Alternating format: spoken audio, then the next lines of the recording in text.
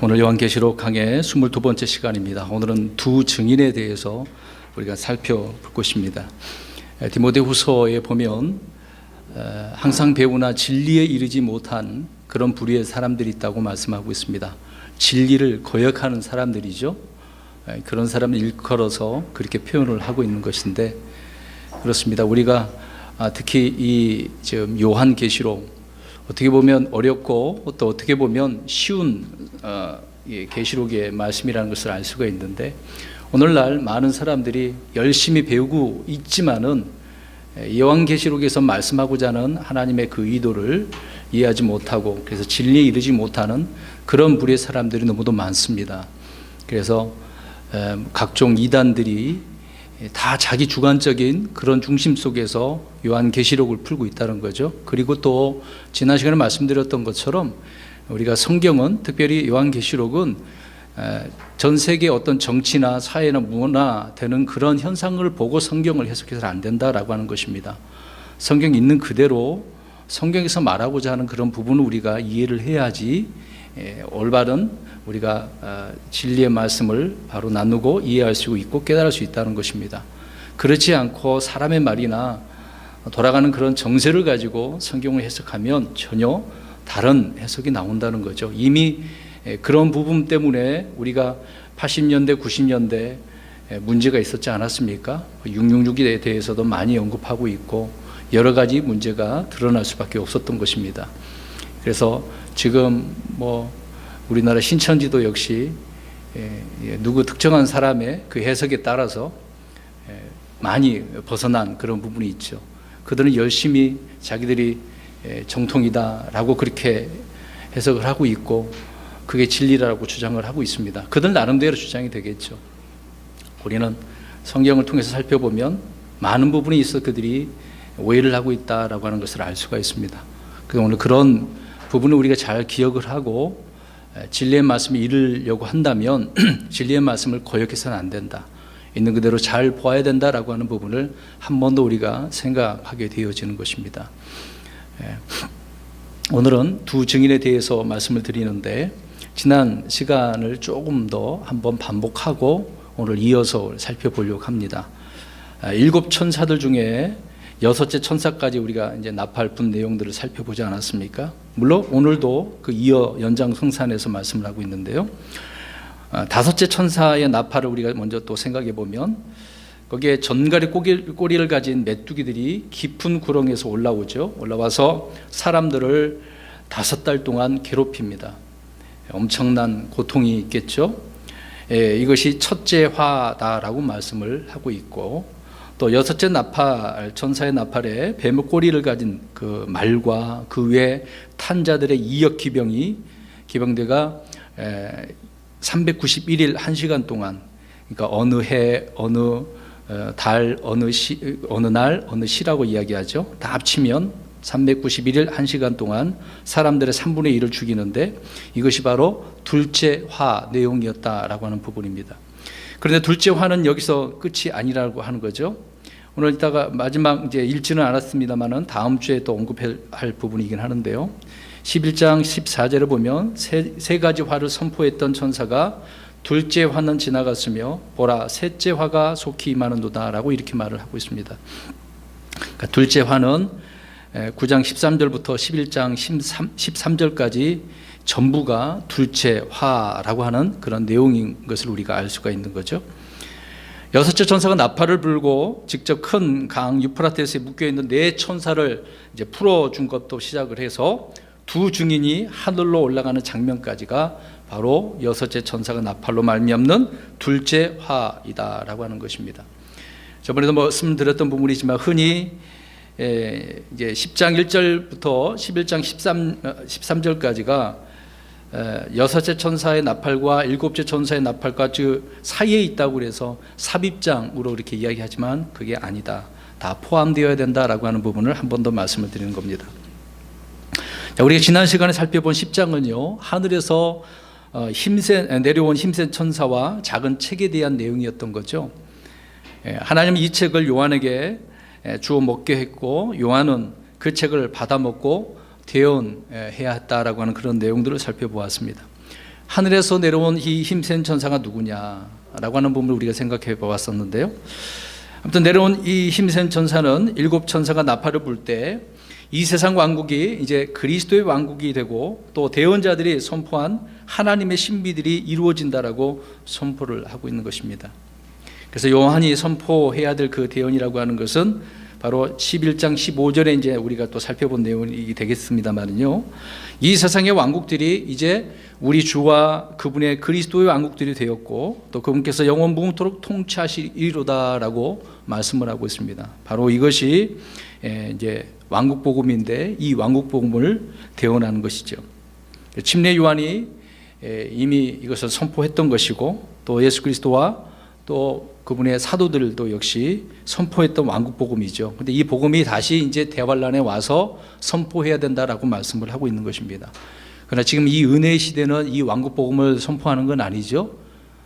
주 예수 그리스도를 믿으면 구원받고 영원한 생명을 얻는다라고 하는 것이 지금의 복음입니다. 주님께서 우리를 위해서 십자가 죽으시고 묻히셨다가 다시 일어나는 것이 지금 이 은혜의 복음인 것이죠. 아무튼 이 왕국 복음이 다시 대환란 때 선포되어지는 그런 부분을 우리가 살펴보았습니다. 또 계속해서 작은 책을 먹은 사도 요한은 초림 때 이스라엘의 도시들의 그 선포했던 왕국 복음을 많은 백성과 민족과 언어와 왕들 앞에서 다시 대언해야 된다라고 그런 말씀을 들었던 거죠. 그래서 대환란 때 증인들은 주의 말씀을 받아서 먹고 그 말씀을 온 세상의 모든 민족들을 앞에서 전해야 한다라고 하는 그런 내용을 우리가 이해할 수 있습니다. 주님께서 말씀하셨던 부분이죠. 마태복음 24장에 왕국이 이 복음이 모든 민족들에게 증언되기 위해 온 세상에 선포되리니 그제야 끝이 오리라. 그러니까 대환란 때 증인들이 그렇게 선포를 해야만이 끝이 이제 온다라고 하는 부분이 되겠죠.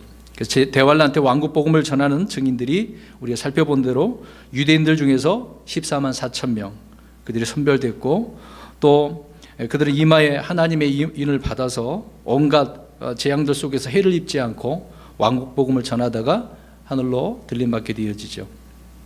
이들에게는 첫째 화나 둘째 화는 아무런 해를 입지 않는다라고 하는 부분입니다. 이들은 이제 흩어져서 전하겠습니다만은 유대 땅에서는 누가 복음을 전합니까? 오늘 이제 11장에 누가 나오는 거죠? 두 증인, 그렇죠. 14만 4천은 온 세상에 흩어져서 전하는데 이 두 증인은 예루살렘에서만 유대 땅에서만 이 왕국 복음을 전하게 되어진다는 것입니다. 그래서 두 증인이라 불리는 이 두 사람이 있는 거죠. 이들은 놀라운 권능과 표적을 행하면서 이 땅에서 1260일 곧 42달 3년 반이 되겠죠. 후 3년 반이 될 것입니다. 그래서 주의 말씀을 이 두 증인이 대언하게 되어지는 겁니다. 이들에 대해서는 구약에서 이미 기록되어져 있죠. 계시록 11장은 문자 그대로 성경을 믿는 자들에게 아주 쉬운 책입니다. 그런 내용이 있기 때문에 그냥 믿어버리면 어렵지 않다는 거죠. 자, 이런 부분을 우리가 생각을 하고 1절서부터 우리가 하나하나 살펴볼 것인데요. 계시록 11장은 아주 중요한 장입니다. 우리가 좀 내용도 많고 너무도 광범위하게 전해야 될 그런 부분이 있지만 좀 추려서 오늘 정리해서 우리 성도님들에게 말씀을 드리려고 합니다. 1절 보겠습니다. 또 내가 막대기 같은 갈대를 받으매 그 천사가 서서 이르기를 일어나 하나님의 성전과 제단과 그 안에서 경배하는 자들을 측량하되. 저는 이 부분에 대해서 예전에 좀 오해를 했던 부분입니다.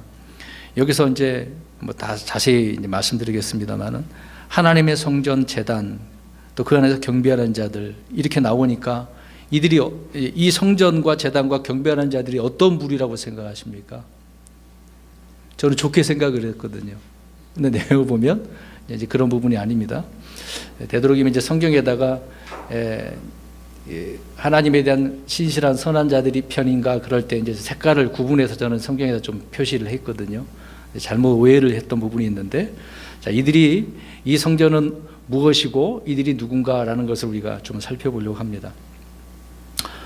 자, 하늘에서 내려온 힘센 천사는 요한에게 손에 든 펴든 그 작은 책을 주었고, 이제는 막대기 같은 갈대를 주게 되어지죠. 막대기. 책은 먹으라고 준 것이고 갈대는 측량하는 도구 아닙니까? 뭔가를 이제 측량하라고 하시는 내용이네요. 그래서 일어나 하나님의 성전과 제단과 그 안에 그래서 경배하는 자들 측량하라라고 말씀하고 있습니다. 이 부분은 좀 중요한 부분입니다. 대환란 때 유대 땅 예루살렘에는 성전이 있습니다. 그럼 하나님의 성전이구나. 아까 오해했던 부분인데요. 잘 보세요. 유대인들은 성전을 건축해서 이곳에서 동물 희생제를 드리고 예배를 드립니다. 오늘날 유대인들이 예루살렘에 건축하고자 하는 성전은 얼마 지나지 않아서 이렇게 그들이 원하는 대로 뜻을 이루게 될 것입니다. 그러나 그 성전은 어떤 성전이냐? 말은 지금 하나님의 성전이라고 표현하고 있지만 사실 이 성전은 적그리스도의 성전이라는 거죠. 데살로니가 후서 2장 4절을 보면 그는 대적하는 자요 또 하나님이라 불리거나 혹은 경배받는 모든 것 위로 자기를 높이는 자로서 하나님처럼 하나님의 성전에 앉아 자기가 하나님인 것을 스스로 보이느니라. 적그리스도에 대한 내용이 나오죠. 이 지어놓은 성전에서 자기가 누구라고 그래요? 하나님이라고, 자기를 섬기라고. 그래서 적그리스도가 후 3년 반 때에 이스라엘과 계약을 파기하고 자기를 섬기라고 이제 그렇게 돌아서게 되어지는 그 내용을 말하고 있는 것입니다. 그래서 이 성전은 좀 이따 또 말씀드리겠습니다만은 불리는 것은 하나님의 성전, 제단, 경배하는 자들 나오지만 적그리스도의 성전이고 또 적그리스도를 섬기기 위한 그런 경배자들 제단이라고 하는 것을 알 수 있습니다. 유대인들이 세워서 희생물을 드리고 경배를 드리던 성전의 모든 것 위로 자기를 높이는 자가 하나님처럼 이렇게 성전에 앉아서 하나님인 것을 보인다고 말씀을 하고 있는 거죠. 우리 다니엘서 9장 27절 가서 보겠습니다. 이 내용이 그래서 적그리스도 내용을 많은 사람들이 오해하고 있는 부분이니까 우리가 성경 있는 그대로 살펴봅니다. 다니엘서 9장 27절입니다. 그리고 12장 11절도 살펴보겠습니다. 자, 9장 27절 시작. 그가 많은 사람과 한 이레 동안 언약을 확정하리니 그가 이 이레의 한중간에 희생물과 봉헌물을 그치게 하며 또 가증한 것들로 뒤덮기 위하여 심지어 완전히 끝날 때까지 그것을 황폐하게 할 것이요 작정된 그것이 그 황폐한 곳에 쏟아지리라 하니라. 자, 여기서 적그리스도라 불리는 이 한 사람이 있네요. 이 자가 그 이래의 중간에, 한 이래면 이제 마지막 7년 남은 거죠. 그 중간이니까 후 3년 반 시작될 때 전 4년 반 끝날 때가 되는 것이죠. 유대인들의 모든 희생물과 봉헌물을 그치게 한다. 이제 하나님 앞에 드린다라고 하는 그런 형식적인 그런 부분이 되겠습니다만은 그걸 그치게 하고 이제 자기를 섬기게 하는 그런 내용입니다. 그래서 그는 사람들에게 자신을 경배하게 할 것이고 또 짐승의 형상을 세우고 가증한 것을 확산시켜서 많은 사람들을 자기를 섬기라고 하게 된다는 이야기입니다. 그 다음에 다니엘서 12장 11절을 읽어보죠. 다니엘 12장 11절입니다. 12장 11절 시작. 날마다 드리는 희생물을 제거하며 황폐하게 하는 가증한 것을 세우는 때로부터 1290일이 있으리라. 네. 후 3년 반 때 그때를 지금 설명하고 있네요. 다니엘은 이 기간을 1290일이라고 이렇게 확정하고 말씀을 하고 있습니다. 대환란 때 지상에 세워진 성전에서 벌어지는 이들은 완전 이렇게 예언의 시계와 같이 정확하게 맞아 떨어지는 거죠. 언제 희생물과 봉헌물이 그치도록 하는가, 언제 가증한 것을 성전에 세우는가, 또 언제 자신을 하나님으로 보이는가, 이런 것들이 이미 다니엘서에 말하고 있는 그런 내용들이 다 계시록에서 정확히 이제 이루어지겠죠. 그것이 이제 후 3년 반 처음 시작할 때라고 하는 것입니다. 다시 우리 본문의 1절을 보십시오. 그래서 힘센 천사가 요한에게 측량하라고 한 것이 이제 세 가지네요. 하나님의 성전, 제단, 그 안에서 경배하는 자들. 자, 이 성전은 하늘에 있는 그 하늘의 성전이 아니에요. 지금 어디에 있습니까? 그렇죠. 땅에 있습니다. 땅에 있는 성전인데 오늘날 아까 말씀드린 것처럼 또 유대인들이나 크리스천들이 말하고는 있는 제3성전이라고 그렇게 부르고 있는 거죠. 근데 맞지도 않아요. 사실상 이것이. 이 성전은 솔로몬의 성전, 수르바벨 그 성전, 헤롯 성전과 마찬가지로 대환란 때 이 땅에 있게 될 문자 그대로의 성전 건물이라는 것입니다. 다시 한번 말씀드립니다. 솔로몬의 성전은 이미 오래전에 있었던 거죠. 다윗이 짓지 못하고 솔로몬이 지은 것, 파괴되죠.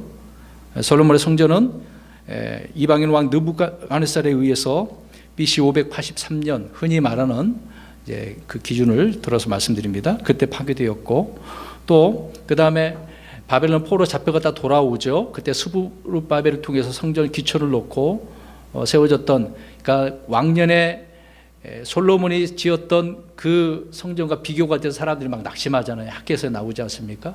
우리가 느헤미야서를 공부할 때 이걸 우리가 살펴보았던 내용입니다. 그래서 스루바벨 성전이 세워졌지만 BC 168년에 안티오쿠스 에피파네스라고 하는 이 자에 의해서 또 파괴되어집니다. 물론 다시 뒤에 또 다시 이제 재건하게 되어지긴 합니다. 또 파괴되어지죠. 그리고 한참 흘러서 헤롯 성전이 나오죠. 헤롯이 사내들인 공의를 두 사람은 남겨놓고 다 죽였어요. 이것을 속회하는 의미 속에서 헤롯 성전을 짓게 되어집니다. 그러니까 47년 동안 예수님께서 그 당시 이제 복음을 본격 전할 때 47년이라고 이제 그런 내용의 말씀이 있지 않습니까? 역시 이 헤롯 성전도 그렇게 지어졌지만 AD 70년에 로마 티토스, 타이투스라고 하죠. 티토 장군에 의해서 파괴가 되어집니다. 완전히 예루살렘이 또 성전이 파괴되어지는 그런 내용을 역사적으로 우리가 알 수가 있는 거죠. 이것은 실제 있었던 성전입니다. 그러니까 이미 성전은 3가지가 지나갔네요. 그러니까 앞으로 대환란 때 있을 것은 제4성전, 그리고 천년 왕국 때 에스겔 성전이 되겠죠. 그 다음에 이제 마지막 새 예루살렘 도시, 이제 그때는 이제 뒤에도 말씀드리겠습니다. 성전이 아니죠. 눈에 보이는 성전은 없어요. 예수님 주님이 성전이니까. 아무튼 실제적인 그 성전이 바로 대환란 때 지금 있는 적그리스도 성전이다. 이제 그 얘기를 말씀하고 있는 겁니다. 계속해서 막대기 같은 갈대는 측량 도구로서 이제 이게 잣대처럼 되는 거 아닙니까? 그런데 막대기는 징계의 수단이기도 하죠. 왜 측량을 하게 했을까? 라고 하는 부분을 우리가 여기서 알 수 있지 않습니까? 좋은 의미가 아니라 그들을 심판하기 위해서 측량하는 것을 알 수 있죠. 그래서 이 적그리스도를 위한 성전은 대환란 때 파괴되고 천년왕국 때는 말씀드린 것처럼 예루살렘 성전이 이 땅에 세워지게 되는 것입니다. 그런데 이제 이 에스겔 성전은요, 아마줄과 측량 갈대를 가지고 측량을 합니다. 지금 요한은 무엇으로 측량하죠? 뭘 주셨어요? 막대기. 그러니까 다 측량하는 게 좀 달라요. 에스겔 40장 3절에서 5절을 보면 아마줄과 측량 갈대로 나중에 천년 왕국 때 이거를 이제 재고서 성전을 이제 짓게 되는 것입니다. 그리고 아까 말씀드린 것처럼 새 예루살렘이 이렇게 되어지는 건데요. 이때는 성전이 없는 도시죠. 이 도시의 크기는 금갈대를 가지고 측량하게 되어진다고 계시록 21장 15절에 말씀을 하고 있습니다. 근데 새 예루살렘을 측량하는 자는 사람들이 아니라 이때는 천사들이에요.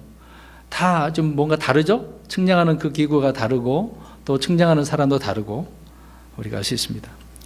아무튼 대환란 때의 성전은 요한이 직접 막대기 같은 갈대를 받아서 측량하고 있는 내용을 우리가 11장을 통해서 알 수가 있습니다. 자, 이 성전을 적그리스도의 성전이라 부를 수밖에 없는 이유는 적그리스도가 성전에서 자신을 하나님으로 드러내고 또 이 성전 제단에는 환난 성도들이 목이 베이는 인신공양이 되는 거죠. 그들이 그렇게 의로운 사람들을 죽여서 제단 밑에다가 주지 않습니까? 혼이 거기에 있다고 말씀하고 있죠. 그래서 제단 아래에는 목 베인 자들의 혼이 거하기 때문에 적그리스도가 죽인 것 아닙니까? 또 그 외 바깥의 성전의 뜰은 이방인들이 짓밟는 곳이다라고 말씀을 하고 있는 것이기 때문에 그래서 적그리스도의 성전이다 라고 말씀드리는 겁니다. 그러니까 좋은 성전이 아니죠. 좋은 성전이 아닙니다. 그러면 이제 2절 보겠습니다. 1절은 그렇게 우리가 이해하면 될 것 같고요. 2절, 성전 밖에 있는 뜰은 내버려 두고 측량하지 말라. 그것을 이방인들에게 주셨은즉 그들이 그 거룩한 도시를 42달 동안 발로 짓밟으리라. 주님은 요한에게 성전에 밖에 있는 뜰은 내버려 두고 측량하지 말라고 말씀하셨습니다. 주님은 그것을 이방인들에게 주셨다라고 말씀하고 있는 거죠. 이방인들은 그래서 이 거룩한 도시, 그럼 이 거룩한 도시는 무슨 도시일까요? 예루살렘. 지금 예루살렘 때는 문제 많죠. 그 예루살렘입니다. 이 거룩한 도시를 42달 동안 발로 짓밟는다고 말씀합니다. 완전히 더럽히는 거죠. 아까 우리 다니엘서 다 읽었지 않습니까? 짓밟는다는 것은 정복해서 지배하고 다스린다는 겁니다. 그럼 그 안에 누가 있다는 겁니까? 유대인들이 있다는 거예요, 없다는 거예요? 없는 거죠. 이때는 이제 후 3년 반 때는 따로 페트라라고 하는 곳에 하나님께 또 숨기고 도망간 자들이 있으니까 도망가게 하니까요. 예루살렘에 가면 안 돼요. 그 뒤에는 좀 이따 말씀드리겠습니다.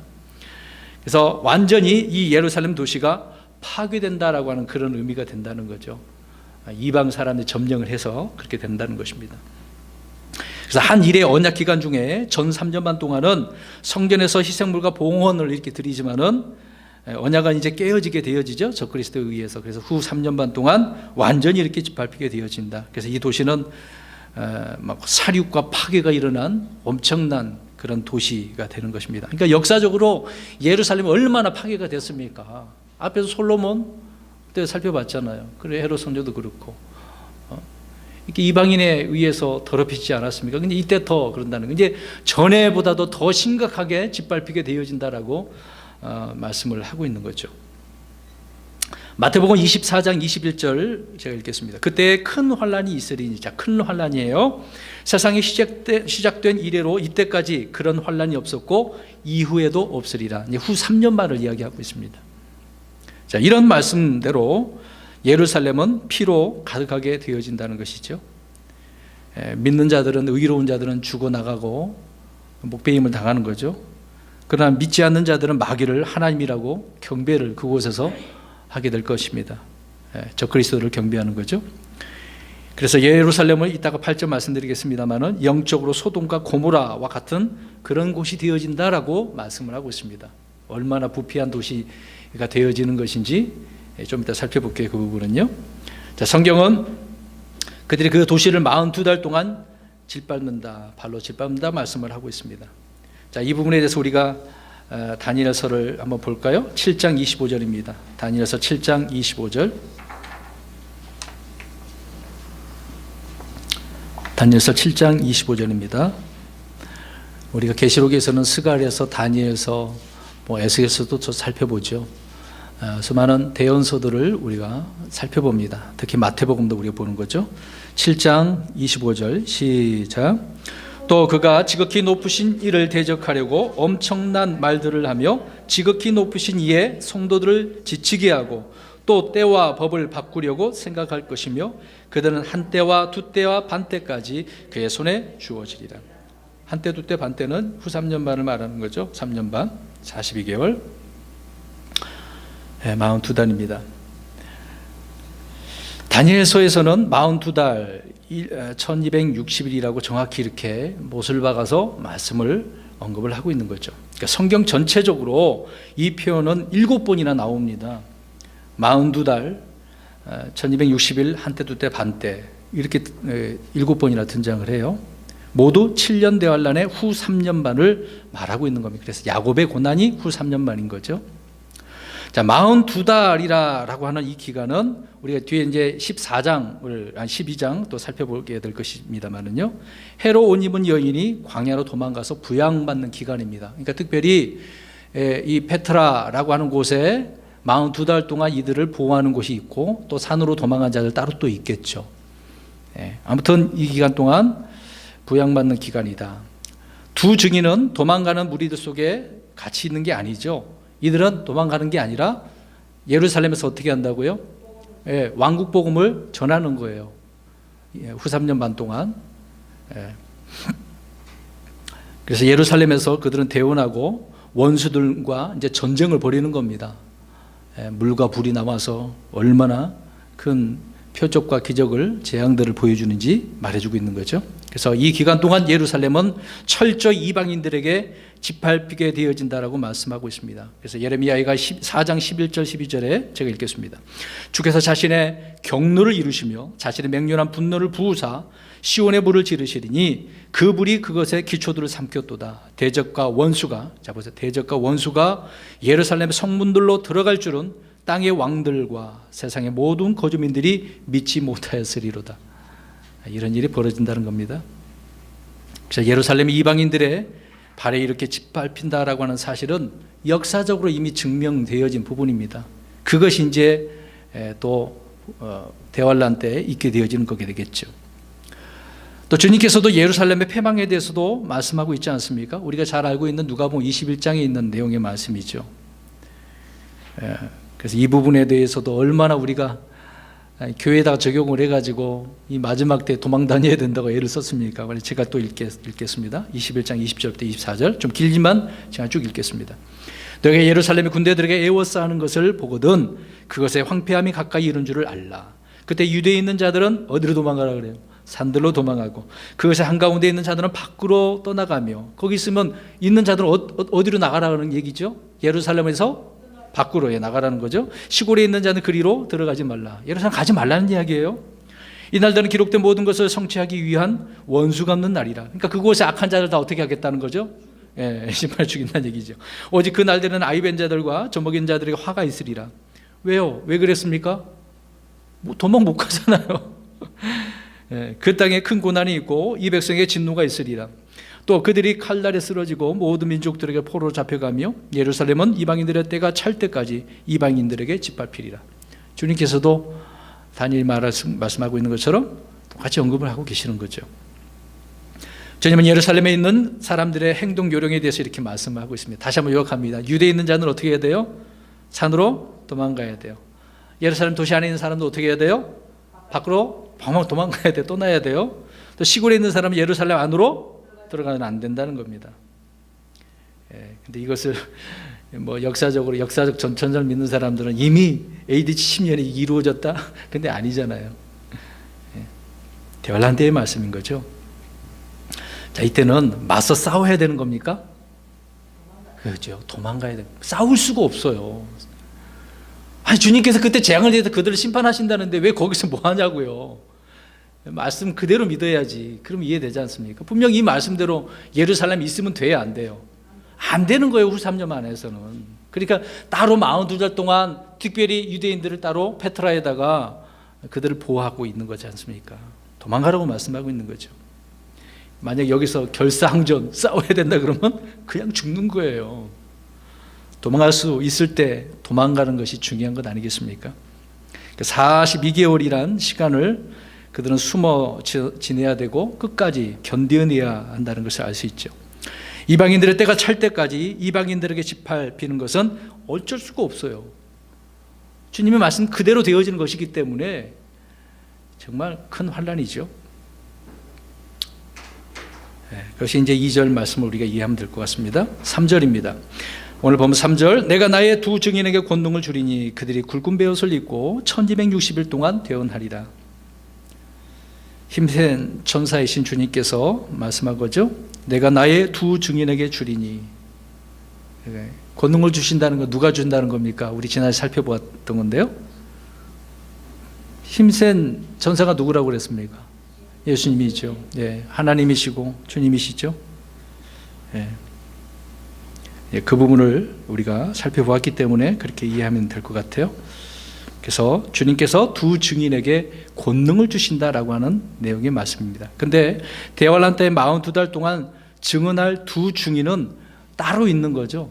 주님께서 따로 세우셨습니다. 오늘날 이제 두 증인이 누군가 많은 분들이 여기에 막 해석을 해내고 곁길로 빠지는 것을 우리가 보게 되어지는데요. 그런데 주님은 따로 둔다고 하죠. 사도 요한과 야고보가 예수님께서 이제 십자가에 죽으신다고 하지 않습니까?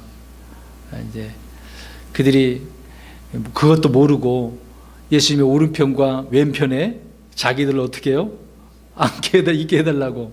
근데 주님은 뭐라고 말씀하십니까? 그들에게 야, 다만 누구를 위해 예비되었는지 그들이 그것을 받을 거야. 너희들은 아니야.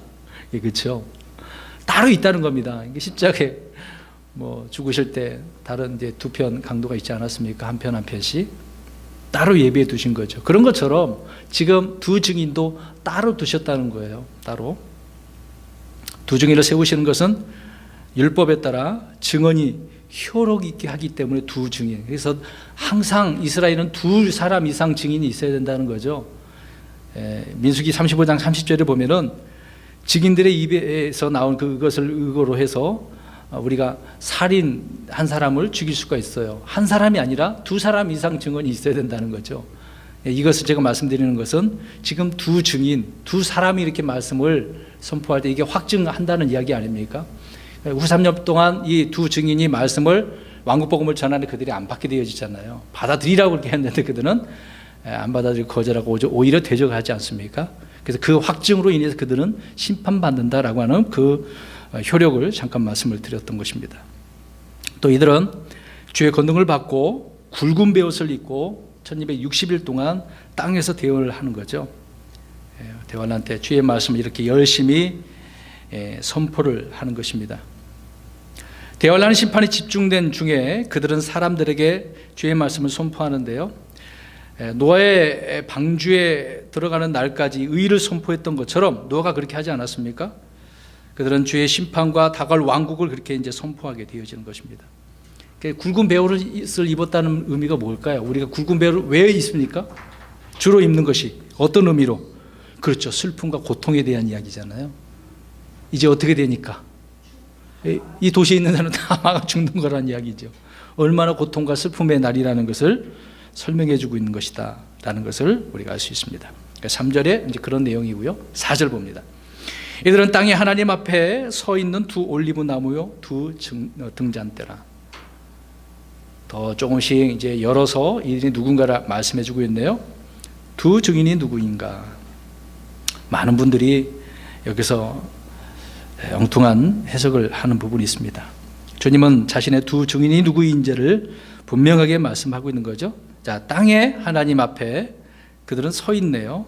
그리고 두 올리브 나무라고 하고 있고 두 등잔대라고 이야기합니다. 그러면 올리브 나무, 등잔대도 우리가 또 살펴봐야 되겠네요.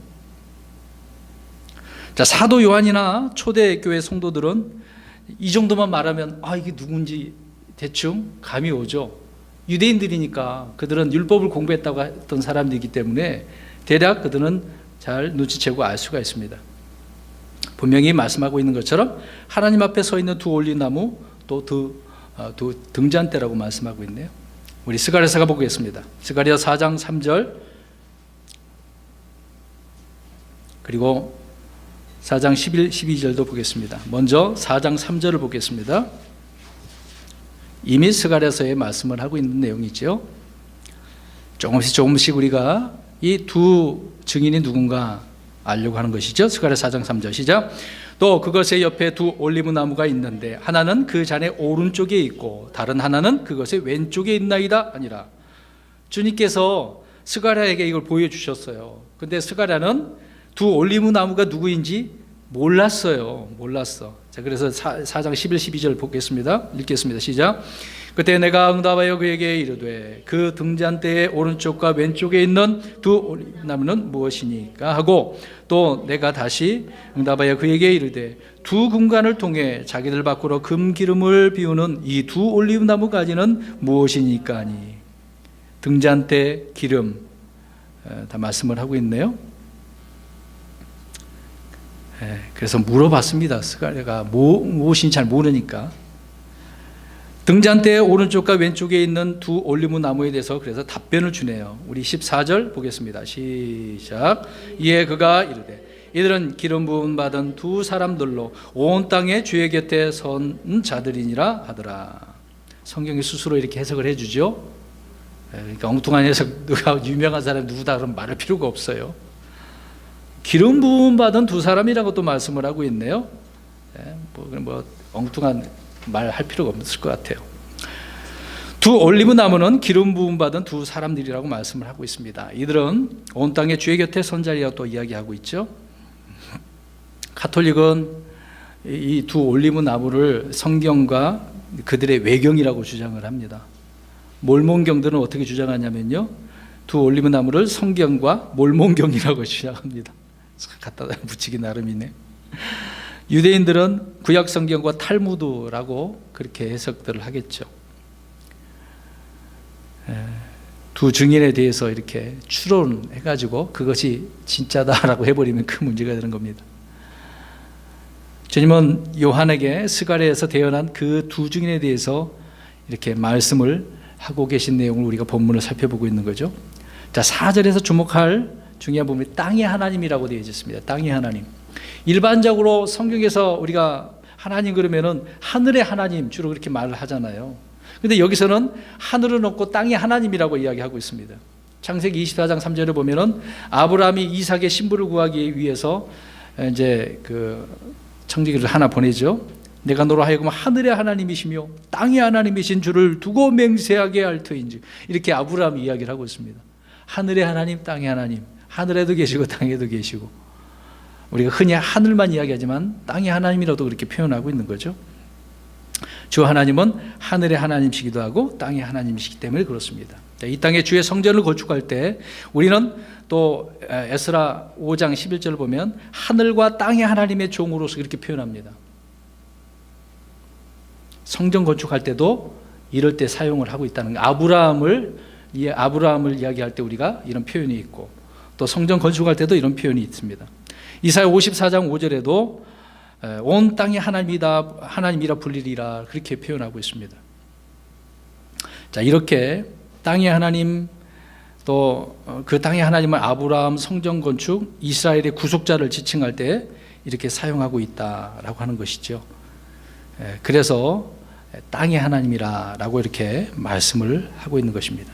자, 계속해서 이제 보겠습니다. 5절 보십시오. 오늘 본문에 이들이 누군가 점점 조금씩 다 나옵니다. 5절. 만일 어떤 사람이 그들을 해하고자 하면 그들의 입에서 불이 나와 그들의 원수들을 삼킬 것이요, 또 어떤 사람이 그들을 해하고자 하면 그가 반드시 이런 식으로 죽임을 당하리라. 주의 권능을 받은 이 기름 부음 받은 두 올리브 나무 두 등잔대 두 증인은 1260일 동안 대언을 하는데, 어떤 사람들도 이들을 막아요? 못 막아요? 못 막아요. 해를 줄 수도 없어요. 만약 누가 그들을 해하고자 하면 그들의 입에서 뭐가 나와요? 불이 나오네요. 원수들을 그래서 삼켜버립니다. 어떤 사람이 그들을 해하고자 하면 불에 타 죽는 거죠. 자, 그러면 이 불에 대해서 우리가 좀 살펴봅니다. 민수기 16장 34절 35절 보면 구약에서 어떤 사람을 대적하다 불에 타 죽는 그런 장면을 봅니다. 민수기 16장 34, 35절이에요. 그리고 열왕기하 1장 10절에도 말씀하고 있는데, 자, 민수기 16장 34, 35절. 그들 주위에 있던 온 이스라엘이 그들의 부르짖음을 듣고 도망하였으니 이는 그들이 이르기를 땅이 우리도 삼킬까 두렵다 하였기 때문이라. 주로부터 불이 나와 향을 들인 250명을 소멸시켰더라. 모세와 아론처럼 자기들도 하고 싶다고 나선 그런 무리들이 있었던 거죠. 반역자들. 모세를 대적했던 이 고라의 반역에 동참했던 당시 이스라엘 그 회중들의 지도자들이 바로 250명입니다. 이들이 무엇에 의해서 소멸되었어요? 불. 이들은 무엇을 대적했던 이들을 주님께서는 불로 징벌했다는 것입니다. 또 하나 보겠습니다. 열왕기하 1장 10절 보면, 열왕기하 1장 10절에 또 불에 대한 내용이 나오죠. 자, 엘리야에 대한 이야기입니다. 제가 읽겠습니다. 1장 10절. 엘리야가 50인 대장에게 응답하여 이르되 내가 만일 하나님의 사람이라면 불이 하늘에서 내려와 너와 내 부하 50명을 살을지로다 하며 불이 하늘에서 내려와 그와 그의 부하 50명을 살랐더라. 아시아의 그 왕명을 받아서 엘리야를 체포하러 왔던 50인 대장과 그 부하들 어떻게 됐어요? 불에 의해서 엘리야를 대적하고 그를 해하러 오던 자들이 불에 의해서 죽임을 당했다라고 말씀하고 있습니다. 그러니까 일반적으로 한번 보세요. 구약의 대언자들은 주로 어떻습니까? 백성들이 때리면 어떻게 해야 돼요? 맞아. 그 다음에 감옥에 가두면 갇히게 되어지죠. 죽이면 죽어야 돼요. 근데 모세와 엘리야는 어떻게 됐을까요? 그들이 이렇게 대적이 오면 하나님께서 무엇으로? 불로. 좀 다른 면이 있는 거죠. 다른 대언자들과 모세와 엘리야는 좀 다르다는 이야기입니다. 그래서 누구든지 그들을 해하려고 한다면 하나님께서 하나님의 불에 의해 그들을 삼켜버리는 거죠. 계시록에 나오는 이 두 증인에게 준 이 권능은 바로 모세와 엘리야에게 준 이 권능과 동일하다라는 것을 우리가 알 수 있습니다. 그래서 이들은 모세와 엘리야이거나 혹 아니면 그들의 영으로 온 사람, 두 사람일 수 있는 거죠. 이름은 나오지 않습니다. 우리가 여기저기 살펴보면 모세와 엘리야라는 것을 우리가 점점 알 수가 있다는 것입니다. 예를 들어 침례 요한은 그들이 받아들이고자 했다고 한다면 오리라고 한 그 엘리야였던 거죠. 그렇게 이제 예수님의 그 내용을 통해서 또 사람들이 궁금해왔던 것이고 또 제자들도 예수님한테 물어본 것 아니겠습니까? 그런 점에서 모세와 엘리야가 대환란 때 하늘에서 직접 내려오거나 아니면 그들의 영을 지닌 사람이거나 둘 중에 하나인 것은 분명한 거죠. 그런데 모세와 엘리야라고 하는 부분에 우리가 더 무게를 싣고 그들이다라고 지금 말씀을 하고 있다는 것입니다. 사람들은 두 증인을 볼 때 구약의 모세와 엘리야를 떠오르지 않을 수밖에 없습니다. 물로 불로 그들을 이야기할 수 있는 거죠. 그래서 더 살펴봅니다. 6절 오늘 본문에 보십시오. 이들이 하늘을 닫을 권능을 가지고 있으므로 자기들이 태어난 날들에 비가 내리지 아니하게 하고 또 물들에 대한 권능을 가지고 있으므로 그것들을 피로 변하게 하며 언제든지 자기들이 원하는 때 모든 재앙으로 땅을 치리로다. 두 증인이 갖고 갖는 또 하나 이 권능이 하늘을 닫을 권능과 물들에 대한 권능이 있네요. 여러분 하늘을 닫아서 뭐가 안 내려요? 비가. 물이 뭘로 변해요? 피로 변하네. 모세 엘리야 뿐이라는 거죠. 우리 또 보겠습니다. 열왕기상 17장 1절 그리고 야고보서 5장 17절입니다. 열왕기상 17장 1절 엘리야가 3년 반 동안 어떻게 했는지 보겠습니다. 열왕기상 17장 1절 시작. 길리앗 고주민 디셉 사람 엘리야가 아합에게 이르되 내가 서서 섬기는 주 이스라엘의 하나님께서 살아계심을 두고 맹세하노니 내 말이 있지 아니하면 이 몇 년 동안 이슬이나 비가 있지 아니하리라 아니라. 아멘. 내가 서서 섬기잖아요. 아까 서 있다고 그랬지 않습니까? 엘리야가 하늘을 닫아버렸네요. 놀랍죠? 그래서 3년 반 동안 하늘을 닫아서 비가 내리지 않았습니다. 야고보서 5장 17절 가서 볼까요? 이 내용을 야고보 기자가 뭐라고 했는지 보겠습니다. 야고보서 5장 17절입니다. 5장 17절 시작. 엘리야는 우리와 같이 동일한 성령의 지배를 받은 사람이로되 비가 오지 않기를 그가 간절히 기도하니 3년 6개월 동안이나 땅에 비가 오지 아니하였고. 이렇게 비를 내리지 않으므로 배교한 그 이스라엘의 하나님의 심판을 선포를 했다는 거죠. 자, 물들에 대한 이야기를 더 살펴봅니다. 자, 모세는 물들을 피로 어떻게 했습니까?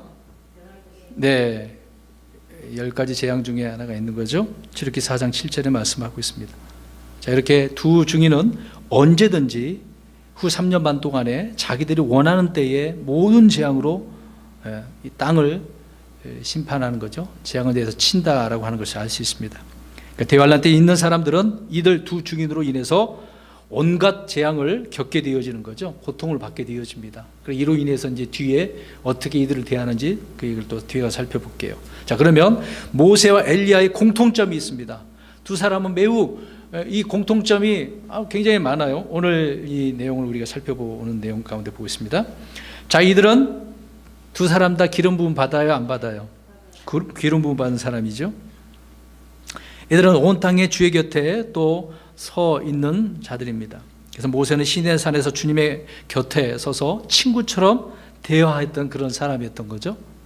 엘리야는 호렙산 동굴에서 주님을 만나 세면의 음성을 들었습니다. 둘 다 시내산하고 호렙산은 같은 산입니다. 이름을 좀 다르게 표현한 거죠. 두 사람은 모두 자기를 해하려고 대적하는 원수들을 무엇으로 소멸했어요? 불로 소멸했죠. 네. 또 둘은 재앙으로 땅을 치게 되어지죠. 또 이들은 모두 시내산에서 40일간 주님과 함께 있는 것을 보게 되어지죠. 또 이들은 자신의 사역을 계승할 후계자 있어요, 없어요? 여호수아와 엘리사, 그렇죠? 또 이들은 변화산에서 주님과 함께 어떻게 해요? 대화하게 되어지지 않습니까? 그렇죠? 그래서 주님께서 고난 받으실 그 내용들을 서로 주고받고 했다고 말씀하고 있는 거 아닙니까? 그러므로 우리는 이들 두 증인, 두 올리브나무, 또 두 등잔대라고 불리는 사람들이 모세와 엘리야임을 우리가 알 수 있다라고 하는 부분입니다. 대환란 때 주님께서 힘센 천사로 이 땅에 내려오셨죠. 또 두 증인은 증언하기 위해, 그럼 모세와 엘리야는 어디에 있습니까? 하늘에 있잖아요. 엘리야는 죽어서 하늘로 갔나요? 살아서 올라갔죠. 그럼 모세는요? 모세는 죽었는데 어떻게 했습니까? 우리 또 다음에 한 번 더 살펴보겠습니다만은, 시체 못 봤대요. 근데 모세가 부활했어요, 안 했어요? 우리 배웠잖아요. 부활했잖아요. 그래서 미가엘과 사탄과 서로 충돌한 그런 내용이 나와 있죠. 모세의 죽음에 대하여. 죽었는데 이제 모세는 부활했잖아요. 그래서 변화산산에 나타난 거지 않습니까? 그것을 놓고 사탄이 이제 반항을 한 거죠. 그런 내용을 한 번 더 다음 시간에 한 번 더 말씀 더 드리도록 하겠습니다. 그래서 우리는 이렇게 알 수 있는 거죠. 그래서 모세와 엘리야가 42개월 동안 대언을 하며 이 두 증인으로서 재앙으로 땅을 치고 심판하는 것입니다. 자, 사탄은 땅에서 한 명의 짐승, 9장에 나오죠. 땅에서 올라오는 짐승이 있죠. 그리고 또 13장에 가서 보면은 어디서 또 나와요? 이 짐승이 바다에서, 땅에서도 나오고 바다에서도 나오네요. 이들을 대적할 것입니다. 서로 이제 대적하다가 이제 어떻게 되는지 아시죠? 뒤에는 이제 죽게 되어지죠. 그러니까 2대2로 싸우는 겁니다, 지금요. 땅에서 올라오는 짐승, 바다에서 나오는 짐승, 서로 2대2로 지금 싸우는 거죠. 자, 성경에서 엘리야는 주의 재림 전에 이 땅에 올 것이라고 기록되어져 있습니다. 좀만 더 봅니다. 말라기서 4장 5절 볼까요? 자, 왜 계속해서 이렇게 두 사람에 대해서 살펴보는지 우리가 이해를 하기 위해서 살펴보는 겁니다. 말라기서 4장 5절. 말라기서는 11조 얘기만 하는 게 아니죠. 11조는 유대인들의 문제점이었던 거죠. 시작. 보라, 크고 두려운 주의 날이 이르기 전에 내가 대언자 엘리야를 너에게 보내리니. 자, 여기서 보니까 크고 두려운 주의 날이 언제예요? 대환란 후 3년 만이죠. 보내신다. 주님은 크고 두려운 주의 날이 이르기 전에 대언자 엘리야를 보낸다고 말씀합니다. 구약을 아는 유대인이라고 한다면 이 구절을 다 알고 있는 거죠. 그래서 침례 요한이 왕국 복음을 선포하니까 다 뭐라 그래요? 너가 누구냐고 그래요? 엘리야냐? 요한복음 나와 있지 않습니까? 엘리야냐? 근데 요한은 뭐라 그래요? 자신이 엘리야가 아니야. 이것도 궁금하니까 제자들도 어떻게 예수님한테 물어보잖아요. 마태복음 17장에. 그분의 제자들이 그분께 여쭈어 이르되 그러면 어찌하여 서기관들은 반드시 엘리야가 먼저 와야 한다고 말하나이까 하며 예수님께서 대답하여 이르시되 그들에게 이르시되 참으로 엘리야가 먼저 와서 모든 것을 회복하리라. 예수님께서 와서 회복한다 말씀하고 있네요.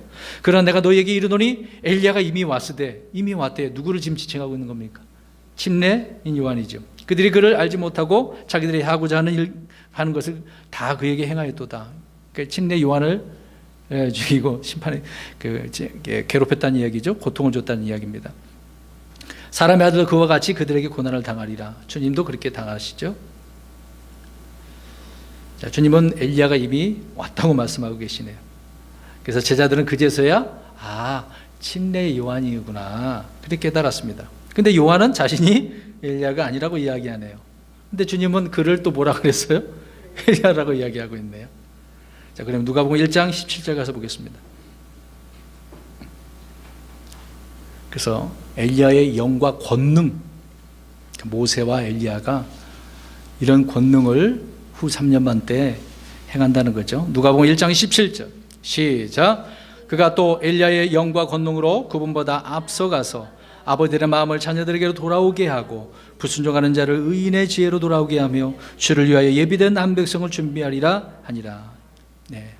침례 요한이 그렇게 엘리야의 영과 권능으로 백성들을 주 앞에 오게 하려고 길을 예비했던 거죠. 자, 아무튼 천사 가브리엘은 요한의 아버지에게 이제 수태고지를 하죠. 태어날 아기가 엘리야의 영과 권능으로 온다고 이렇게 했습니다. 그래서 예수님께서 만일 너희가 그것을 받아들여야 할진대 와야 할 엘리야가 이 사람이다라고 했던 거죠. 계속해서 말씀드렸던 반복적인 이야기지만 우리가 이 하늘의 왕국을 이해하고 받아들인다 한다면 성경에서 태어난 엘리야는 요한이 되어 있는 거죠. 그러나 요한은 겁이 되고 어떻게 됐습니까? 그 당시에 죽임을 당했던 거죠. 그래서 이제 대환란 때도 이 엘리야 또 모세도 죽임을 당하고 고통당하게 된다라는 것을 우리가 알 수 있는 거죠. 7절, 오늘 본문 7절 가서 보겠습니다. 자, 그들이 누군가라는 것을 계속해서 우리가 살펴보고 있는 것입니다. 자, 7절입니다. 오늘 본문. 그들이 자기들의 증언을 마칠 때 바닥 없는 구덩이로부터 올라오는 짐승이 그들을 대적하며 전쟁을 일으켜 그들을 이기고 그들을 죽이리니. 근데 3년 반 동안 42개월 동안 두 증언을 마칠 때까지는 아무도 못 건드려서 해할 수가 없어요. 근데 끝부분에 가서 누가 올라와요? 짐승이. 이제 끝나는 시점이죠. 그러니까 일곱째 천사가 나팔을 불기 직전의 상황입니다. 땅에서 사람들은 아무도 대적하고 막지는 못했습니다만은 그를 죽일 수 있는 자가 누구였는가? 그들을 죽일 수 있는 자는 바닥 없는 구덩이로부터 올라오는 짐승. 놀랍죠? 말씀드린 것처럼 이 짐승이 누구다라고 우리가 이해를 하고 있습니까? 적그리스도죠. 네. 이 두 증인은요, 적그리스도 왕국이 끝나고 이제 우리 주의 왕국이 온다는 사실을 이제 증거를 했는데, 아무튼 적그리스도에 의해서, 이 짐승에 의해서 선포를 다 하고 이제 죽게 되어지는 것이죠. 앞에서 여러 번 말씀드렸던 것이기 때문에 우리는 여기서 이걸 넘어가겠습니다. 8절입니다. 오늘 본문의 8절이네요. 그들의 죽은 몸이 그 큰 도시의 거리에 놓이리라. 그 도시는 영적으로 소돔과 이집트라고 하며 그것은 또한 우리 주께서 십자가에 못 박히신 곳이니라. 여러분, 사람이 죽으면 원래 율법에 의하면 어떻게 해야 됩니까? 묻어야 되는 거죠. 묻어야 돼요. 근데 지금 이 장면을 보니까 두 증인을 묻나요, 안 묻나요? 안 묻네요.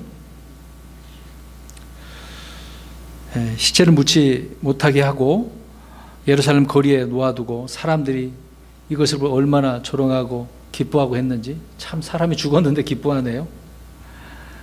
우리 시편 79편 1절에서 3절을 보겠습니다. 자, 시편도 이러한 부분에 있어서 말씀을 하고 있습니다.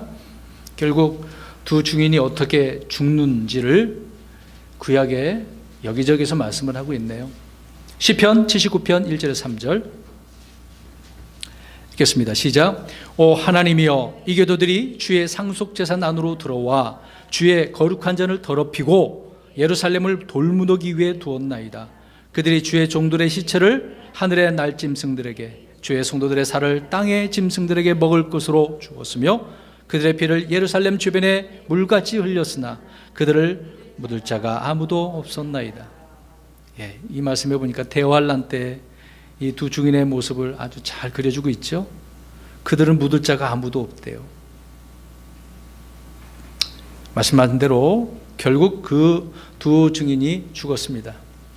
그 큰 도시의 거리, 말씀드린 대로 이 큰 도시는 어디라고 그랬어요? 거룩한 도시라고 불리고 있는 예루살렘. 또 다른 표현에 큰 도시는 바빌론이 큰 도시라고 하고 있죠. 나중에 이제 하늘의 새 예루살렘이 큰 도시입니다.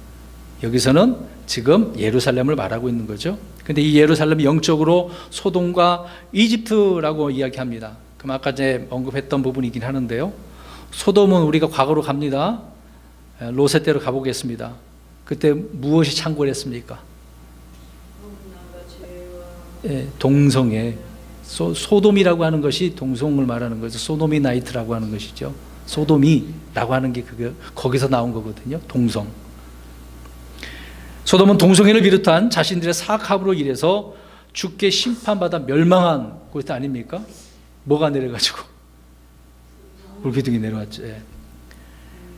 이집트는 주의 백성들을 죽이고 멸하려다가 어떻게 됐습니까? 심판을 받은 그런 곳이죠. 재앙을 안 보내주고 계속해서 그들을 묶으려고 했던 거잖아요. 예루살렘을 점령한 이방인들은 사악함과 그 불법들로 가득했고 이스라엘 백성들을 죽이고 그렇게 멸했다는 것을 알 수 있죠. 지금도 온 세상의 이교도들이 지금 이스라엘을 어떻게 생각합니까? 지상에서 이들이 어떻게 해요? 어서 저기를 바라고 있어요. 온 세상이 다 그래요. 예. 그렇게 외치고 있습니다. 심지어는 인종 청소를 해야 되는 식으로 그렇게 자행하고 있죠. 유대인에 대한 아주 극도의 반감과 증오와 저주를 쏟아붓고 있습니다. 지금 유엔이 그렇게 반대를 하고 있지 않습니까? 예? 그들의 소원이 뭐겠어요?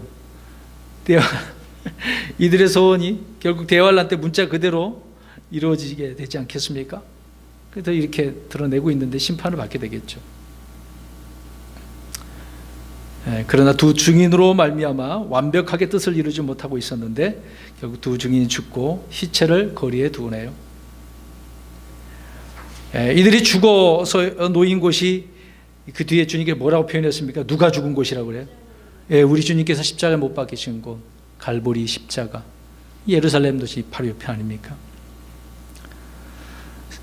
아무리 세월이 흘러도 지형이 바뀌어도 주님은 그것을 다 알고 계십니다. 그곳에서 죽으셨는데 그들은 거기서 뭘 하고 있습니까? 이 사악한 자들이 누구를 섬기고 있어요? 저 그리스도를. 하나님을 섬겨야 할 곳이 그런 곳이니까 악한 곳은 심판하시는 그런 내용을 우리가 알 수 있습니다.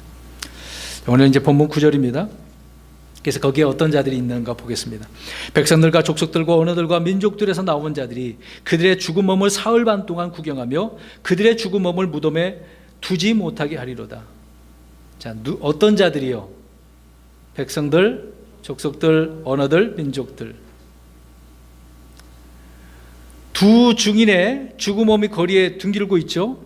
사람들이 그것을 보고 있는데 이들이 누구라고요? 유대인들입니까? 아니라 지금 누구라고 표현해 있어요? 백성들, 족속들, 언어들, 민족들. 유대인들 말고. 예루살렘은 이방인들이 완전히 점령한 그런 곳이다라고 지금 이야기해 주고 있는 거예요. 백성들과 족속들과 언어들과 민족들에서 나온 자들이라고 하고 있는데 이는 예루살렘이 지금 다인족, 또 다민족, 다문화 그렇게 되어지고 있는 거예요. 지금 온 세상이 우리나라도 그렇죠. 다문화 가정들이 있다고 그들을 어떻게든 케어해 보려고.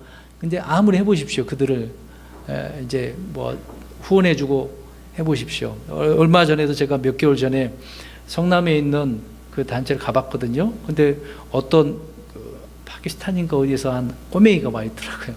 부모는 일하고 자녀는 보냈어요. 뭔가 가르치기는 가르치는데 말도 안 통하고 복음 전하는 건 좀 제대로 못 전하는 것 같아요. 그냥 오면은 케어해주고 공부 가르쳐주는 거, 말하는 거 주로 하는 게 그런 거더라고요. 들어보니까 안타깝더라고요. 그냥 그 아이를 보호할 수 있는 그 센터, 보호센터 이 정도이더라고요. 정부에서 돈 받고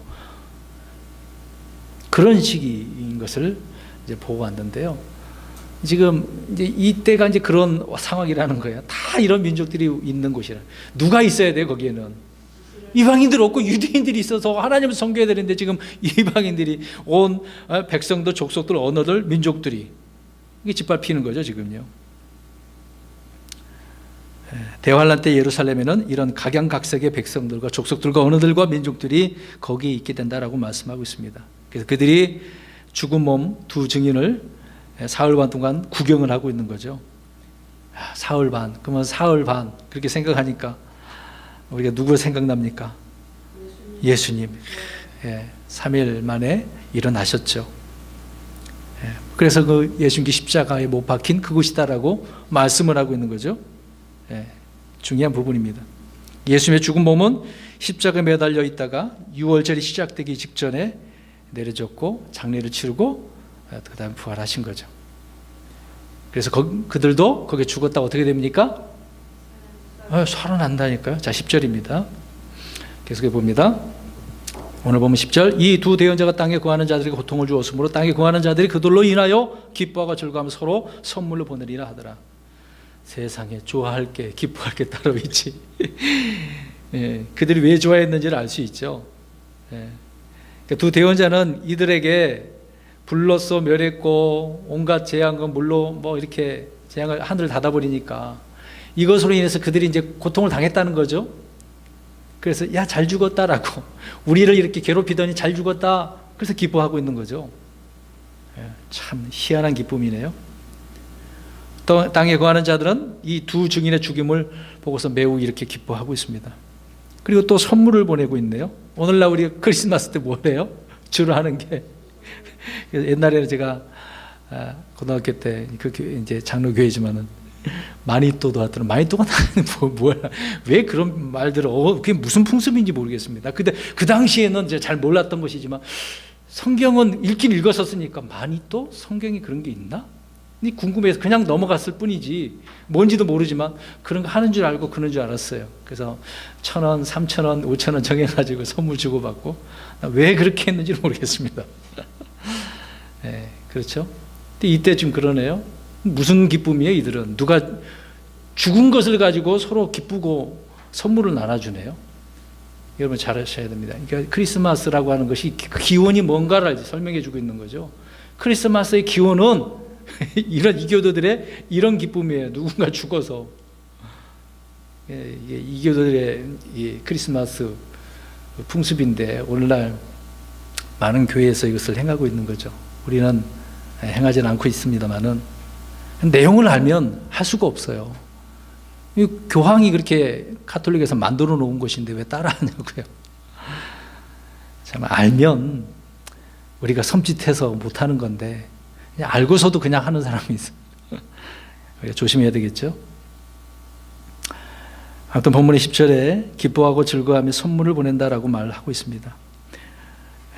두 증인의 죽음에 대해서 기뻐하고 즐거워하고 있는데 참 이들의 기쁨과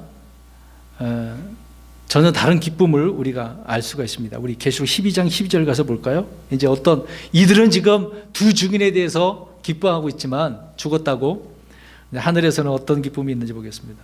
계시록 12장 12절 땅에 거하는 기쁨과 하늘의 기쁨 전혀 다르죠. 무슨 기쁨인지 보겠습니다. 시작.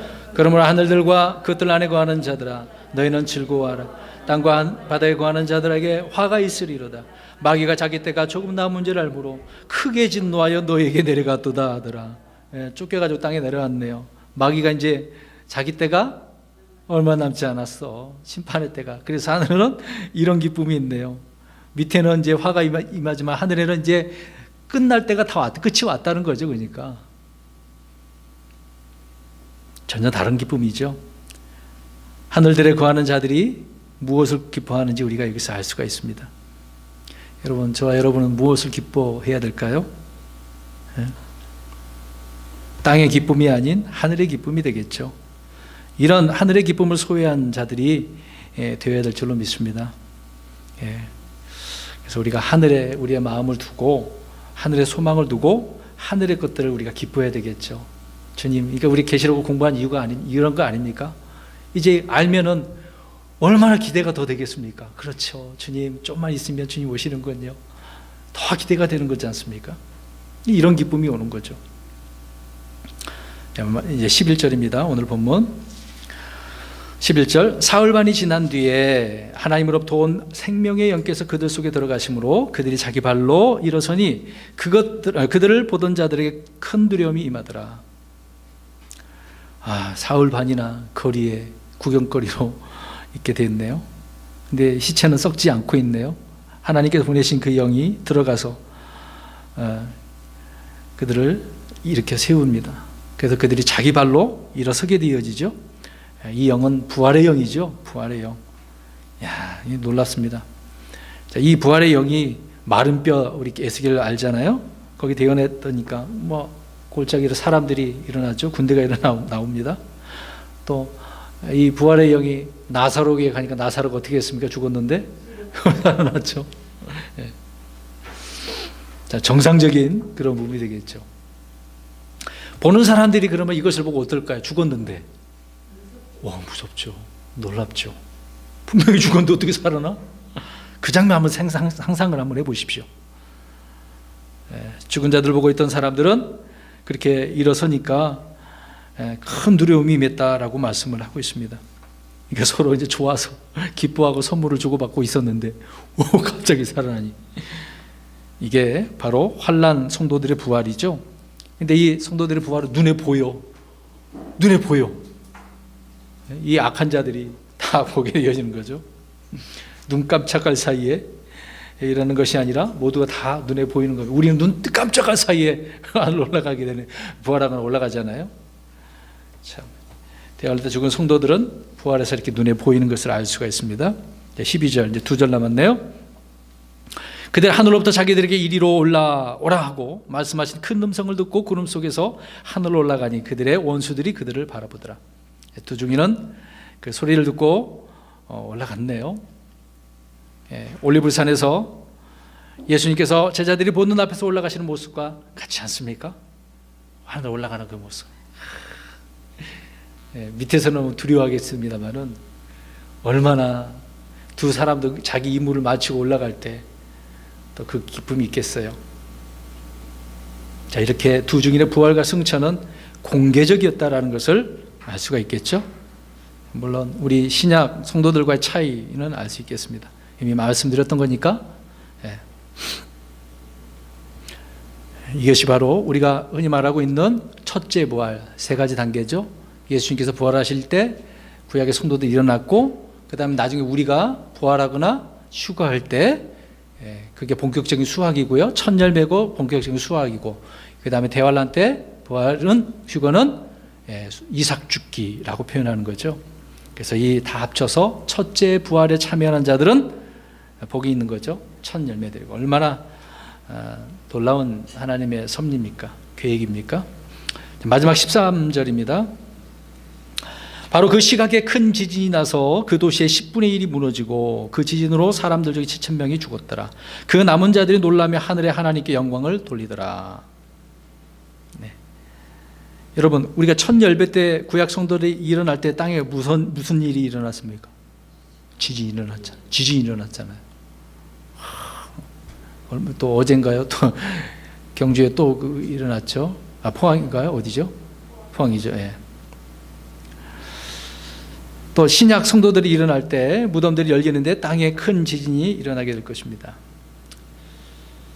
대환란 때도 마찬가지 되겠죠. 그래서 예루살렘의 10분의 1이 지진으로 인해서 무너지는 거예요. 몇 명이 죽어요? 7,000명이. 그러면 그 도시는 마비가 되는 겁니다. 지금 포항, 옛날에 경주 아무것도 아니에요. 여러분, 뭐 진도 5, 6, 7, 8인 7 넘어가면 엄청나 어마어마한 거죠. 그나마 우리는 좀 감사하긴 합니다. 피해를 입으신 분들은 안타까운 부분이지만, 근데 이때는요 말로 표현할 수가 없어요. 지금은 아무것도 아니에요. 그냥 하나의 어떤 징조일 뿐이지 이때는 실제적인 일이죠.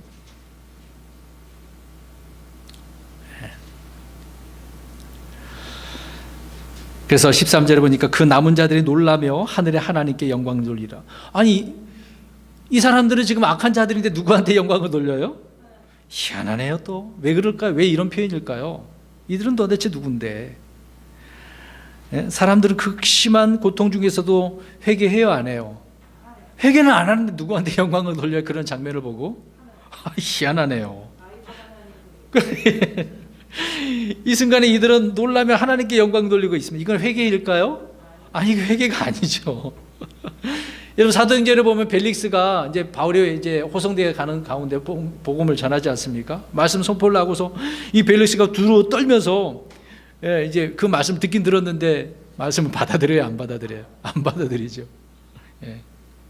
예수님께서 이적과 표적을 행할 때도 마찬가지였던 거죠.